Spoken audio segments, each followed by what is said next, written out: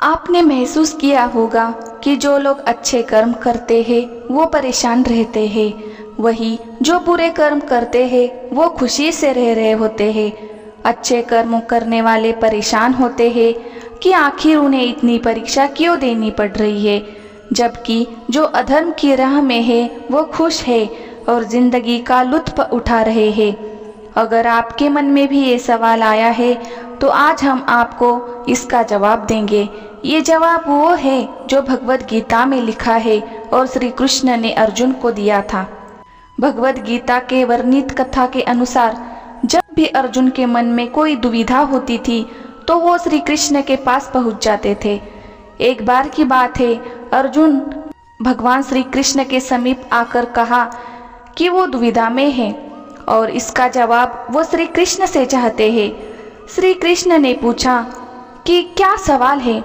अर्जुन ने कहा, मुझे ये जानना है कि अच्छे लोगों के साथ हमेशा बुरा ही क्यों होता है, वही बुरे लोग खुशहाल दिखते हैं।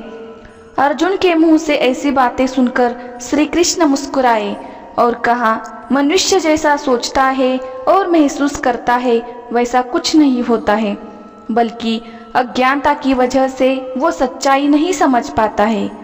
अर्जुन उनकी ये बात समझ नहीं पाए। इसके बाद श्री कृष्ण ने क्या कहा वो जानते हैं। श्री कृष्ण ने अर्जुन से कहा, पार्थ, मैं तुम्हें एक कथा सुनाता हूँ।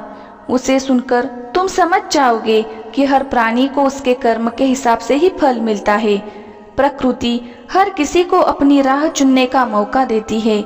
अब वो मनुष्य की इच्छा पर निर्भर करता है कि उसे धर्म की राह चुननी है या अधर्म की। कथा शुरू करते हुए श्री कृष्ण ने कहा, एक नगर में दो पुरुष रहा करते थे।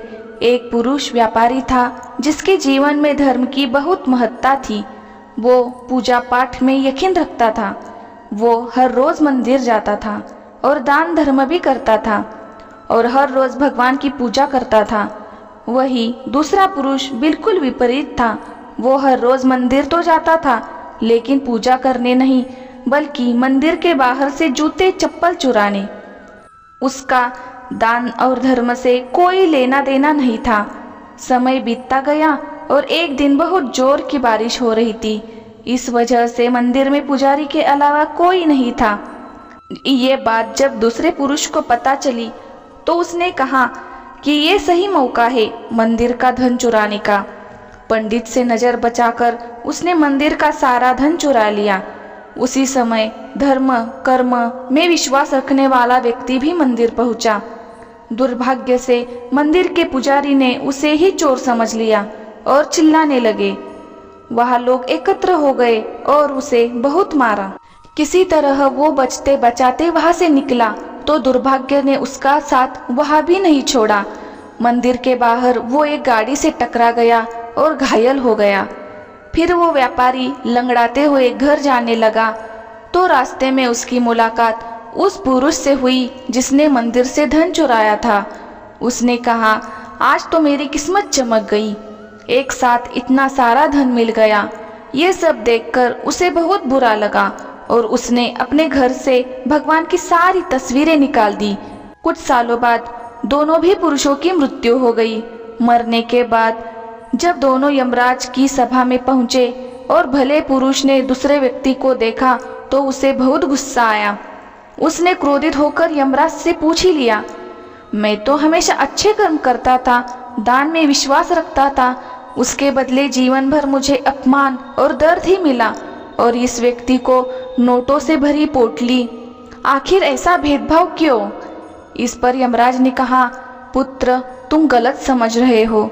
जिस दिन तुम्हारी गाड़ी से टक्कर हुई थी वो दिन तुम्हारे जीवन का आखिरी दिन था, परंतु तुम्हारे अच्छे कर्मों की वजह से तुम्हारी मौत सिर्फ एक छोटी सी चोट में बदल गई।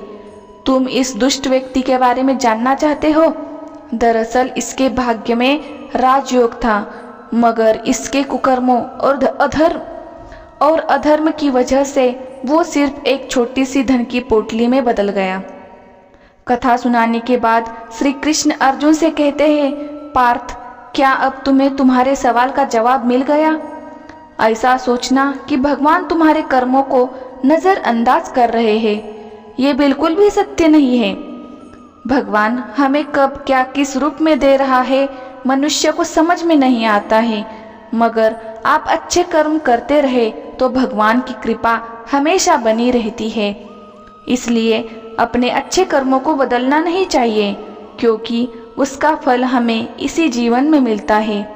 इसलिए मनुष्य का फर्ज है कि वो हमेशा अच्छे कर्म करते रहे, क्योंकि श्री कृष्ण ने गीता में भी बताया है कि किसी के द्वारा किया गया कर्म बेकार नहीं जाता है, चाहे वो अच्छा हो या बुरा। तो दोस्तों, कैसा लगा वीडियो?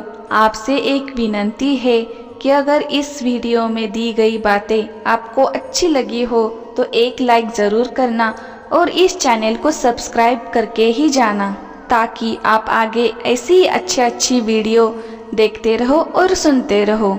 धन्यवाद।